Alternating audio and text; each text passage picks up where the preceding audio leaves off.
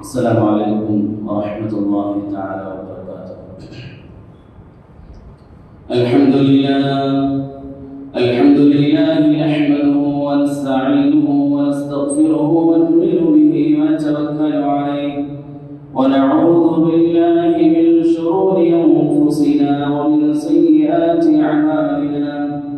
من يهده الله فلا مضل له ومن يضلله فلا هادي له وأشهد أن لا إله إلا الله وحده لا شريك له وأشهد أن محمدا عبده ورسوله أرسله بالحق بشيرا ونذيرا وداعيا إلى الله بإذنه وسراجا منيرا. أما بعد فأعوذ بالله من الشيطان الرجيم. بسم الله الرحمن الرحيم. اقترب للناس حسابهم وهم في غفلة معرضون.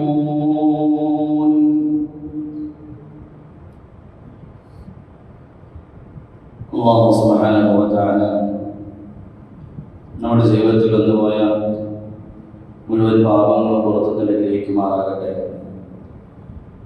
ബാക്കിയുള്ള ജീവിതം അള്ളാഹുവിനെ തൃപ്തിപ്പെടുത്തി ജീവിക്കുവാനും മരണപ്പെടുമ്പോൾ പരിശുദ്ധമായ നിയമ ചൊല്ലി മരണപ്പെടുവാനും അള്ളാഹു തൗഫീഖ് നൽകി അനുഗ്രഹിക്കുമാറാകട്ടെ. ബഹുമാനമുള്ള മുഅ്മിനീങ്ങളെ, സഹോദരന്മാരെ, നമ്മൾ ജീവിക്കുന്ന ഈ ദുനിയാവിൽ, ഈ ലോകത്ത് ഓരോ ദിവസങ്ങൾ കഴിയുന്നോറും മനുഷ്യന് ആവശ്യമായ ഓരോ വസ്തുക്കളുടെയും വില വർദ്ധിച്ചുകൊണ്ടിരിക്കുകയാണ്. മനുഷ്യൻ നിത്യമായി ഉപയോഗിക്കുന്ന വസ്തുക്കളും ഭംഗിക്കും മറ്റും ഉപയോഗിക്കുന്ന വസ്തുക്കളും എല്ലാത്തിനെയും വില വർദ്ധിച്ചുകൊണ്ടിരിക്കും. എന്നാൽ മുഅ്മിനെ സംബന്ധിച്ച് ഈ ലോകത്ത് അള്ളാഹു നൽകിയിരിക്കുന്ന വസ്തുക്കളിൽ ഏറ്റവും വിലയുള്ളത് അവന് അള്ളാഹു നൽകിയിരിക്കുന്ന സമയമാണ്. ഭൂമിയിൽ അള്ളാഹു എന്തെല്ലാം വസ്തുക്കളെ മനുഷ്യനെ വേണ്ടി സൃഷ്ടിച്ചു, വില പിടിച്ച രത്നങ്ങളാകട്ടെ, സ്വർണവും വെള്ളിയും മറ്റുമാകട്ടെ, എത്രയെല്ലാം വിലയുള്ളതാണെങ്കിലും അതിനേക്കാളെല്ലാം വിലയുള്ളതാണ് അള്ളാഹു നമുക്ക് നൽകിയിരിക്കുന്ന സമയം എന്നത്. അൽ വഖ്തു അസ്മനു മിനസ് ദഹബ്. സമയം അത് സ്വർണത്തെക്കാൾ വിലയുള്ളതാണ്. സല്ലല്ലാഹു അലൈഹി വസല്ലം വിശുദ്ധ ഹദീസിലൂടെ സമയം അത് എത്ര വിലയുള്ളതാണെന്ന് മനസ്സിലാക്കാനുണ്ടെങ്കിൽ പറഞ്ഞു, നിഅമതാനി മഖ്ബൂലുൻ ഫീഹിമാ കസീറുൻ മിനൻ നാസ്. രണ്ട് അനുഗ്രഹങ്ങൾ, വളരെ വലിയ അനുഗ്രഹങ്ങളാണ്. മനുഷ്യന് വില നിർണ്ണയിക്കാൻ സാധിക്കാത്ത ഉന്നതമായ രണ്ട് അനുഗ്രഹങ്ങളാണ്. പക്ഷേ അധിക ജനങ്ങളും ആ അനുഗ്രഹത്തെ, അതിന്റെ വില മനസ്സിലാക്കുന്നില്ല, അതിന്റെ മഹത്വം ഒരിക്കലും മനസ്സിലാക്കുന്നില്ല. ആ രണ്ട് അനുഗ്രഹങ്ങൾ ഇതാണ്: അസ്സഹ്ഹതു വൽ ഫറാഗ്.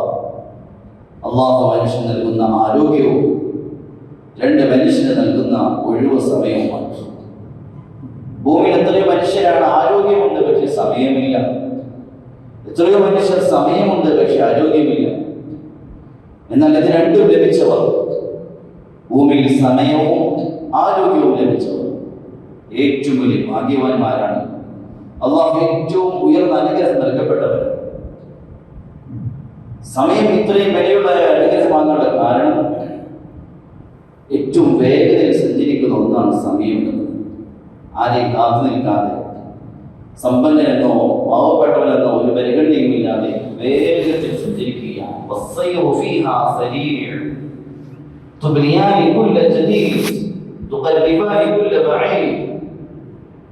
സമയം അത് വേഗത്തിൽ സഞ്ചരിക്കുകയാണ്.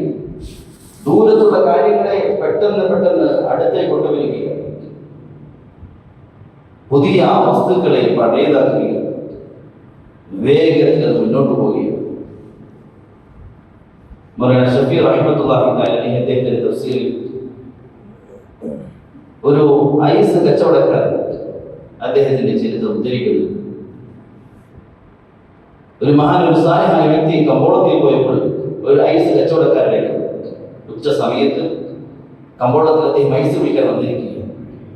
അദ്ദേഹം വിളിച്ചു പറയുന്നുണ്ട്, മനുഷ്യരെ നിങ്ങൾ വേഗത വരും, എന്റെ ചരക്കിനെ ഈ ഐസിനെ നിങ്ങൾ വാങ്ങിച്ചുകൊണ്ട് പോകും, ഇല്ലെങ്കിൽ എനിക്ക് നഷ്ടം സംഭവിക്കും.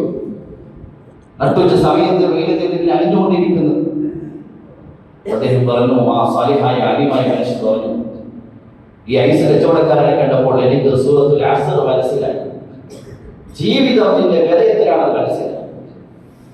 മനുഷ്യന്റെ ജീവിതം ഇതുപോലെ ഓരോ ദിവസവും അലിഞ്ഞെരിഞ്ഞു, ദിവസങ്ങൾ, മാസങ്ങൾ, വർഷങ്ങൾ തീർന്ന് അവന്റെ സമ്പാദ്യ സമയം അവസാനിച്ചുകൊണ്ടിരിക്കുകയാണ്.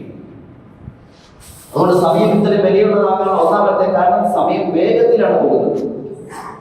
രണ്ട്, നൽകിയിരിക്കുന്ന സമയം ക്ലിപ്തമാണ്, നിശ്ചയിക്കപ്പെട്ടതാണ്.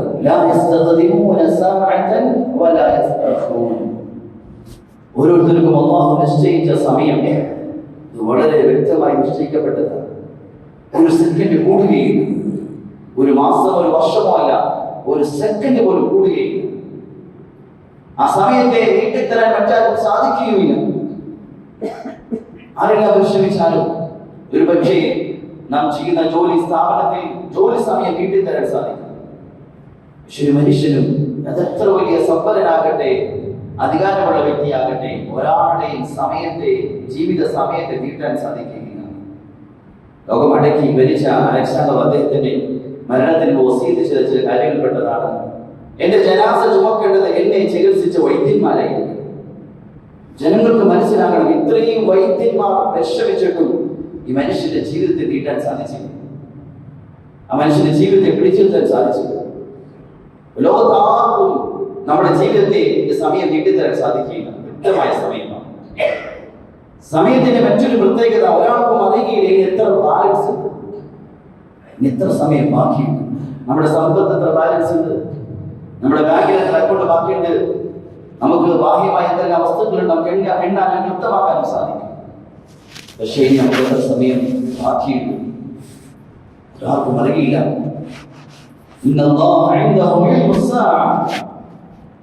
അല്ലാഹുവിലാണ് ഖിയാമത്തിനെ കുറിച്ചുള്ള അറിവുള്ളത്. ويعلم ما في الأرحام وما تدري نفس ماذا تكسب غدا وما تدري نفس ماذا تكسب غدا. ഒരു വ്യക്തിക്കും അറിയുകയില്ല നാളെ എന്താണ് സംഭവിക്കാൻ പോകുന്നത്. നാളെ അവന് വിവാഹമാണ് സംഭവിക്കാൻ പോകുന്നത്, അതിലെ മരണമാണോ അറിയുകയില്ല.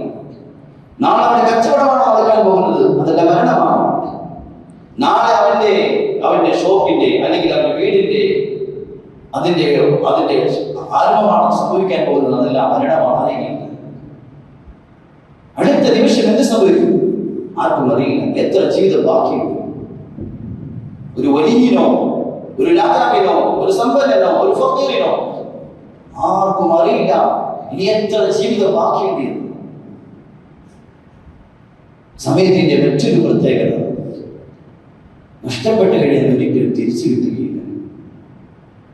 ഇന്നത്തെ ദിവസം അത് കഴിഞ്ഞാൽ പിന്നെ ഈ ജുമാ ദിവസം ജീവിതത്തിൽ ലഭിക്കുകയില്ല.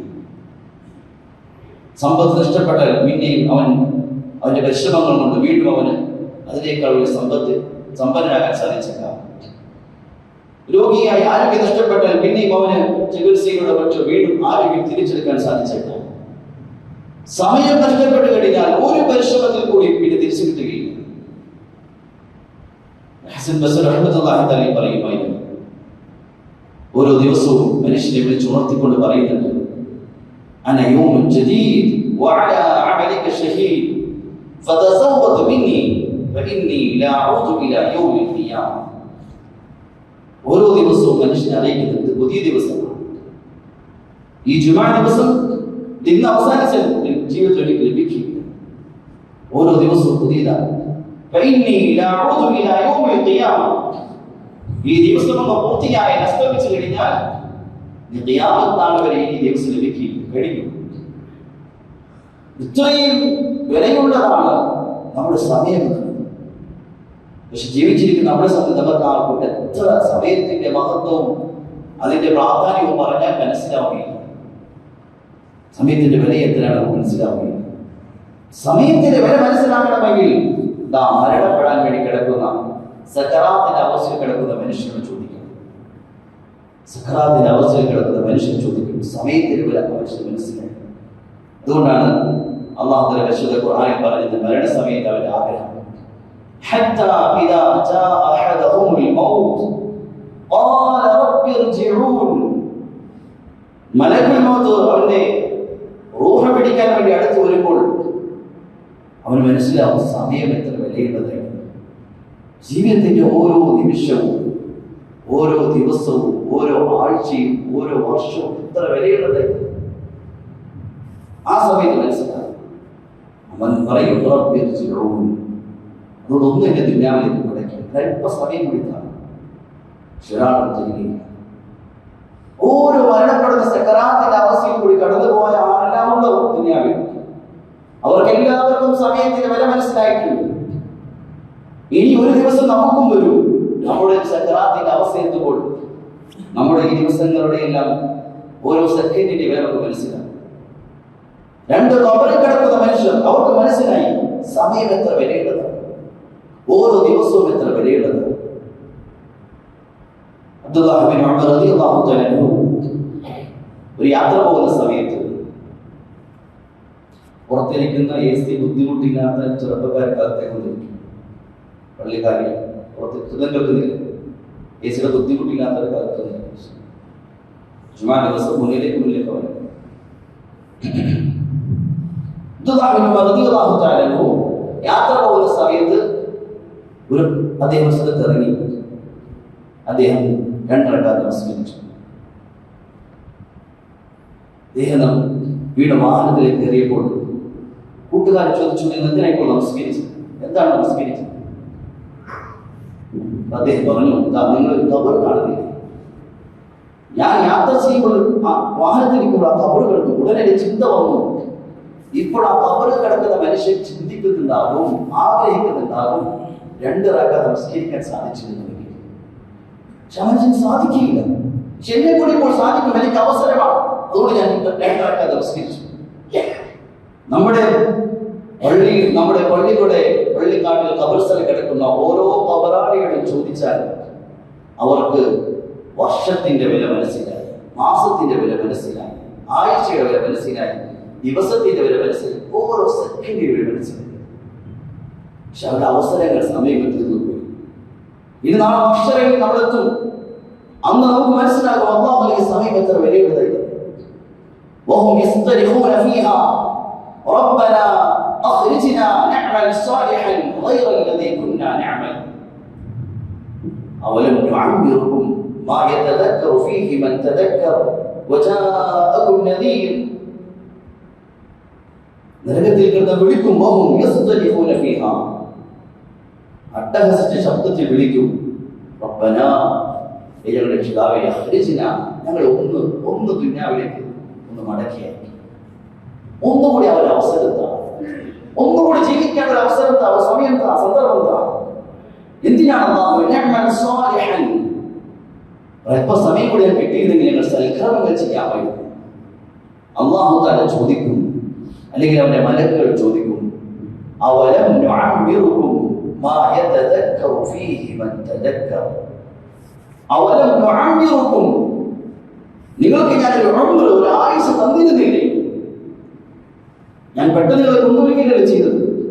ഒരു ആയുസ് തന്നിരുന്നല്ലോ. 30 വർഷം, 40 വർഷം, 50 വർഷം, 60 വർഷം, നീണ്ട വർഷങ്ങൾ നൽകിയിരുന്നല്ലോ ചിന്തിക്കാൻ, ആലോചിക്കാൻ, പരിശ്രമിക്കാൻ, അധ്വാനിക്കാൻ അവസരങ്ങൾ തന്നിരുന്നല്ലോ. എന്തുകൊണ്ട് ഇത്രയും സമയം കിട്ടി ചിന്തിച്ചില്ല എന്ന് അള്ളാഹു ചോദിക്കും. അള്ളാഹു നമുക്ക് നൽകിയിരിക്കുന്ന ദുനിയാവിലെ ഏറ്റവും വിലയുള്ള സമയമാണ്, ഏറ്റവും വിലയുള്ളതാണ്. അതിന്റെ വിലാസത്തിൽ നമുക്ക് മനസ്സിലായിട്ടില്ല. നമ്മുടെ മുൻഗാമികൾ, സഹാബത്ത്, സലഫുകൾ അവർക്ക് മനസ്സിലായി. അതുകൊണ്ട് മുൻഗാമികളെ കുറിച്ച് എഴുതിയിട്ടുണ്ട്, അവർ സമ്പത്ത് ചെലവഴിക്കുന്നതിന് കയ്യും കണക്കുമില്ലായി. ദീനിന് വേണ്ടി കണക്കില്ലാതെ സമ്പത്ത് ചെലവഴിക്കുമായി. സമയം ചെലവഴിക്കുന്നതിൽ ഒരു പിശുക്കന്മാരാണ്. എവിടെയെങ്കിലും ഒരു സമയം ചെലവഴിക്കുമായിരുന്നു. വളരെ സൂക്ഷിച്ച് പിശുക്കി മാത്രമേ സമയങ്ങൾ ചെലവഴിച്ചു. അനാവശ്യമായ ഒരു കാര്യത്തിലും അവർ സമയം ചെലവഴിക്കുമായിരുന്നു.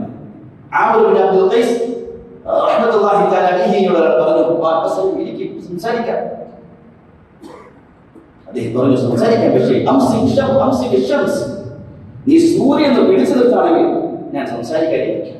സമയമില്ല എന്റെ മുന്നിൽ, ഞാൻ ആഖിറത്തിന് വേണ്ടിയുള്ള ഓട്ടത്തിലാണ്. അതിനിടയിൽ സംസാരിച്ചിരിക്കലേ സമയമില്ല. അവർ ജീവിതത്തിന്റെ സമയത്തെ മനസ്സിലാക്കി ഓരോ സെക്കൻഡിലും ഉപയോഗിച്ചു. ഒരു പണ്ഡിതനാണ്, ഹദീസിന്റെ പണ്ഡിതനാണ്, ധാരാളം ഗ്രന്ഥങ്ങൾ എഴുതിയ പണ്ഡിതനാണ്. അദ്ദേഹത്തെ കുറിച്ച് എഴുതിയിട്ടുണ്ട്. പഴയ കാലഘട്ടത്തിൽ ഹദീസ് അത് മഷിയിൽ മുക്കി മരത്തിന്റെ പേന കൊണ്ടാണ് ഹദീസ് എഴുതിക്കൊണ്ടിരിക്കുന്നത്. ആ പേനയുടെ അതിന്റെ അക്ഷരം ശരിയാക്കാൻ വേണ്ടി അദ്ദേഹം വിരിക്കുന്ന കുറഞ്ഞ സമയം. ബാക്കിയുള്ള സമയമെല്ലാം ഹദീസ് എഴുതുന്നതിലും അതിന്റെ ദർസിലും പഠിപ്പിക്കുന്നതിലുമാണ്. ആ ഹദീസ് എഴുതുന്ന ആ പേനയുടെ അക്ഷരം ശരിയാക്കാൻ ഉപയോഗിക്കുന്ന കുറഞ്ഞ സമയം കൊണ്ട് അദ്ദേഹം എത്രയോ തസ്ബീഹുകൾ പൂർത്തീകരിക്കുമായി. ആ സമയം പോലും നഷ്ടപ്പെടുത്തുമായിരുന്നില്ല. ഒരു സെക്കൻഡ് പോലും നമ്മുടെ മുൻഗാമികൾ പാഴാക്കുമായിരുന്നില്ല. അദ്ദേഹത്തിന്റെ മരണത്തിന്റെ അവസാന സമയം ചില ശിഷ്യന്മാർ ചില നേരിയ മസ്തലകൾ ചോദിക്കാൻ വന്നു. ആ മസ്തലകൾ ചോദിച്ചു, അദ്ദേഹം അത് പറഞ്ഞു കൊടുത്തു. വന്നവർ വീടിന്റെ വാതിൽക്കലെത്തി. അവർ സക്രാത്തിന്റെ ശബ്ദം കേട്ടു. തിരിച്ചു വന്നപ്പോൾ അദ്ദേഹം മരണപ്പെട്ടു. ജീവിതത്തിന്റെ അവസാനം വരെ ഓരോ സെക്കൻഡും നന്മയിൽ അവർ ചെലവഴിച്ചു. കാരണം അവർക്ക് സമയത്തിന്റെ വില മനസ്സിലായി. ഇന്ന് നമ്മൾ ചിന്തിച്ചു, നമ്മുടെ സമയം എത്രയാണ് പാഴാകുന്നത്. സമയം പാഴാക്കുക എന്നുള്ളത് മരണത്തെക്കാൾ അപകടമാണ്. സമയം പാഴാക്കുന്നതിൽ കൂടി അല്ലാഹുവിന്റെ ബന്ധമാണ് മുറിഞ്ഞു പോകും. മരണം കൊണ്ട് സത്യമായ ബന്ധം കുറയുന്നു. സമയം പാഴാക്കിയാൽ എന്നതുമായി അല്ലാഹുവുമായി ബന്ധം നഷ്ടപ്പെടും. നമ്മുടെ എത്ര സമയമാണ് പാഴാകുന്നത്. പ്രത്യേകിച്ച് ഈ ആധുനിക കാലഘട്ടത്തിൽ നമ്മുടെ സമയം പാഴാക്കുന്നതിൽ വലിയൊരു പങ്ക് നമ്മൾ ഉപയോഗിക്കുന്ന സോഷ്യൽ മീഡിയ ഉപയോഗിക്കുന്നത്, മൊബൈലിലായി, ഗെയിമിലായി, അതും ഇത് കാണുന്നതിലായി എത്രയോ സമയമാണ് പാഴാക്കുന്നത്. നമ്മുടെ മുൻഗാമികൾ ഇന്നത്തെ നമ്മുടെ ഉമ്മത്തിന്റെ അവസ്ഥ കണ്ടിരുന്നുവെങ്കിൽ, സമയം പാഴാക്കുന്ന സമൂഹത്തെ കണ്ടിരുന്നെങ്കിൽ, അവർ എത്രയോ സൂക്ഷ്മതയിൽ ചെലവഴിച്ച സമയം നമ്മൾ എന്തെങ്കിലും അനാവശ്യമായ കാര്യങ്ങൾ പാഴാക്കി, പ്രയോജനമില്ലാത്ത കാര്യങ്ങൾ പാഴാക്കി. എന്നല്ല അതിനേക്കാൾ അത്ഭുതകരമായ കാര്യം, സമയം തീരാൻ അടുത്തു എന്ന അടയാളങ്ങൾ പ്രകടമായിട്ട് പോലും നാം ഉണരുന്നില്ല. അല്ലാഹുവിന്റെ അടിമക്ക് അവന്റെ ജീവിതത്തിന്റെ അവസരങ്ങൾ സമയങ്ങൾ തീരാറായെന്ന് മനസ്സിലാക്കാൻ ദുനിയാവിൽ ചില അടയാളങ്ങൾ നൽകുന്നുണ്ട്. അതിൽപ്പെട്ടതാണ് നമ്മുടെ മുടികൾ നരയ്ക്കുക. മൗലാന ഷഫീ റഹ്മത്തുള്ളാഹി തആല അലൈഹി മൗലാന തഖി ഉസ്മാനിയ അതിന്റെ പിതാവിനെ ഉദ്ധരിക്കുകയാണ്. ഒരു സംഭവം അദ്ദേഹം ഉദ്ധരിക്കുന്നു. ഒരു മനുഷ്യൻ, ഒരു സാലിഹായ മനുഷ്യൻ മലക്കുൽ മൗത്തിനെ അദ്ദേഹം കണ്ടുമുട്ടി. സ്വർഗ്ഗത്തിൽ അവരുടെ കണ്ടുമുട്ടി. ചോദിച്ചു, ദുനിയാവിൽ ലോകത്ത് ഒരു നടപടിയാണ്, രീതിയാണ്, ഒരു പോലീസോ പട്ടാളോ ഒരാൾ പിടിക്കാൻ വന്നാൽ നോട്ടീസ് അയക്കും, അതിനുള്ള ചില മുന്നറിയിപ്പുകൾ നൽകുന്നു. എന്നാൽ നിങ്ങൾ മനുഷ്യർ റൂഹ് പിടിക്കാൻ വരുന്നു, ഒരറിയിപ്പുമില്ലാതെയാണ്. നിങ്ങളില്ല, എത്രയോ അറിയിപ്പുകൾ നൽകുന്നുണ്ട്. എന്താണ് അറിയിപ്പ് നൽകുന്നത്? ആ മനുഷ്യൻ നരബാധിക്കുന്നില്ലേ, ഇത് ഞാൻ വരാൻ അടുത്തു എന്നതിന്റെ അടയാളമാണ്. നിങ്ങളുടെ മുന്നറിയിപ്പുകാരൻ വന്നിരുന്നില്ലേ എന്ന ആയത്തിന്റെ തഫ്സീറിൽ ഒരു മാത്രം എഴുതിയിട്ടുണ്ട്. മുന്നറിയിപ്പുകാരൻ പെട്ടതാണ് നരബാധിക്കുക, രോഗം വരിക, നിനക്ക് പേരക്കുട്ടി ജനിക്കുക, അതെല്ലാം അടയാളമാണ്. നിന്റെ ദുനിയാവിലെ സമയം തീരാൻ അടുത്തിരിക്കുകയാണ്. സമയം തീരാൻ അടുത്തിരിക്കുകയാണെന്നല്ല എന്നതിന്റെ അടയാളമാണ് എന്ന് പെരുമാക്കൾ എഴുതിയിട്ടുണ്ട്. നര എന്നുള്ളത് മരണത്തിന്റെ മുന്നറിയിപ്പുകാരനാണ്. ഉലമാക്കൾ എഴുതിയിട്ടുണ്ട്, ഒരു മുടി അത് നരയ്ക്കുമ്പോൾ തന്റെ സമീപത്തുള്ള മുടിയോട് പറയുന്നുണ്ട്, സമയം വളരെ കുറച്ച് മാത്രമേ ബാക്കിയുള്ളൂ, അതുകൊണ്ട് തയ്യാറായിക്കൊള്ളും, മരണത്തിന് വേണ്ടി തയ്യാറായിക്കൊള്ളും, അതിന് സമയം അടുത്തിരിക്കുകയാണ്.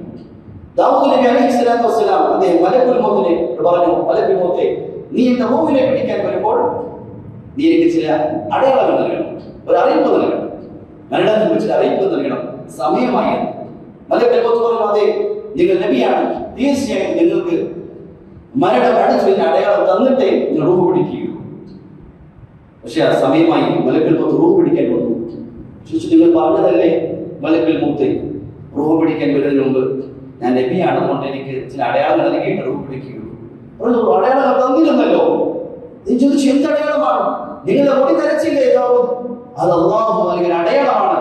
ദാവൂദെ മടങ്ങാൻ സമയമായി എന്നുള്ളത്. ഇങ്ങനെ മരണത്തിന്റെ അടയാളങ്ങൾ പ്രകടമായിട്ട് പോലും നമ്മൾ സമയങ്ങൾ എത്രയാണ് പാഴാക്കുന്നത്. അല്ലാഹുവിലേക്ക് മടങ്ങാൻ സമയമായി എന്ന് ബാഹ്യമായി അത് പ്രകടമാക്കി. നരയിലൂടെ, രോഗങ്ങളിലൂടെ, അവന്റെ കുടുംബങ്ങളിൽ അവന്റെ പേരക്കുട്ടികൾ ജനിക്കുന്നതിലൂടെ അവൻ പോകാൻ സമയമായി പല പല അടയാളങ്ങൾ നൽകിയിട്ടും സൗരമാനവിടെ എത്ര സമയമാണ് പാഴാക്കുന്നത്. അല്ലാഹു നൽകിയിരിക്കുന്ന ജീവിതത്തിൽ ഏറ്റവും വിലയുള്ളതാണ് നമ്മുടെ ജീവിതത്തിന്റെ ഓരോ സെക്കൻഡുകളും. ഒരു വർഷം പൂർത്തിയായി. കഴിഞ്ഞ ഡിസംബർ മുതൽ ഈ ഡിസംബർ വരെ ചിന്തിച്ചു നോക്കി, ഒരു വർഷം കിട്ടി. എന്ത് നന്മ ചെയ്തു? നമ്മൾ എന്ത് തയ്യാറായി? നാം ഒരു വർഷം പൂർത്തിയായി എന്ന് പറഞ്ഞാൽ രണ്ട് കാര്യങ്ങൾ സംഭവിച്ചു. ഒന്ന്, നമുക്ക് ജീവിക്കാൻ ഈ ലോകത്ത് വിട പറയാൻ സമയമാണ്. രണ്ട്, പോകേണ്ട സ്ഥലത്തേക്ക് നാം അടുത്തിരിക്കുക. ഈ ഒരു വർഷം പൂർത്തിയായി എന്ന് പറഞ്ഞാൽ ഈ രണ്ട് കാര്യങ്ങൾ സംഭവിച്ചിട്ടുണ്ട്. ഒന്ന്, അല്ലാഹു ജീവിക്കാൻ വേണ്ടി അയച്ച ദുനിയാവിന്റെ ജീവിതത്തിന്റെ സമയം തീർന്നു. 60 വർഷമാണ് നൽകിയതെങ്കിൽ അത് വീണ്ടും ഒരു വർഷം കുറഞ്ഞു. ഇനി വീണ്ടും കുറെ ബാക്കിയാണ്. ഇനി എങ്ങോട്ടാണ് പോകേണ്ടത്? ആഖിറം, പരലോകം. അങ്ങോട്ട് നമ്മൾ വീണ്ടും അടുത്തിരിക്കുക. ഒരു വർഷം ആ യാത്രയിൽ വീണ്ടും നമ്മൾ അടുത്തിരിക്കുക. اقترب للناس حسابهم وهم في غفلة معرضون. اقترب للناس حسابهم وهم في غفلة معرضون. ജനങ്ങൾക്ക് اقترب للناس حسابهم, അവരുടെ ഹിസാബ് അടുത്തിരിക്കുന്നു, അവരുടെ വിചാരണയുടെ സമയം അടുത്തിരിക്കുന്നു.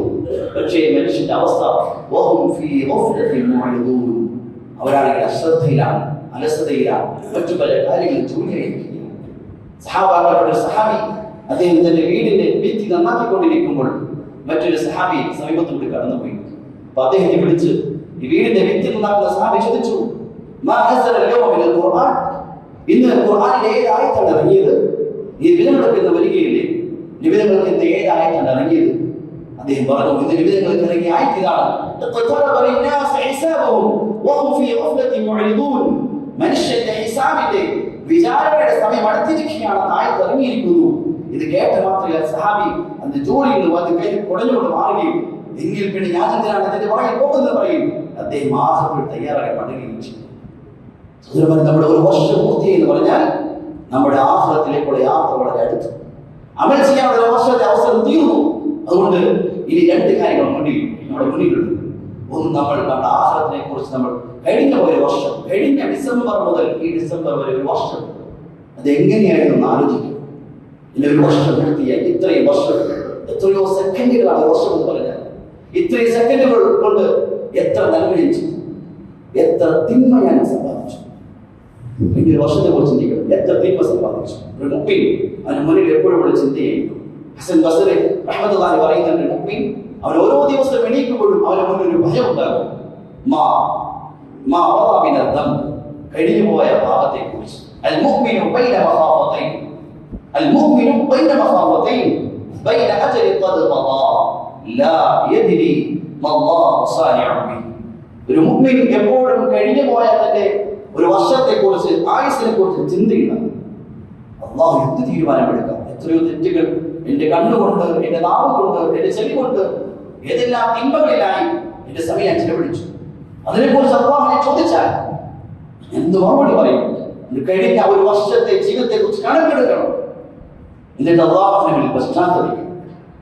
രണ്ട്, ഇനി മുന്നോട്ട് അടുത്ത ഡിസംബർ വരെ, അടുത്തൊരു വർഷം വരെ ഒരു പ്ലാൻ ഉണ്ടാകണം, ഒരു ലക്ഷ്യം ഉണ്ടാകണം. എനിക്ക് എന്തെല്ലാം നന്മകൾ ചെയ്യണം.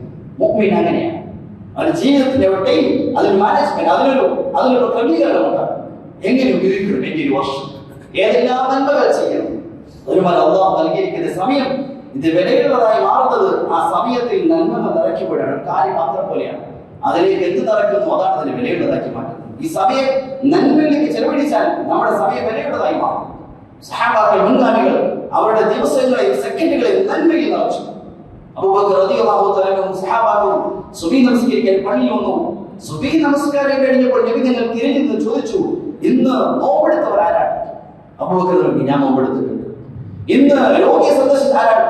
അബൂബക്കർ പറഞ്ഞു, ഞാൻ രോഗിയെ സന്ദർശിച്ചു.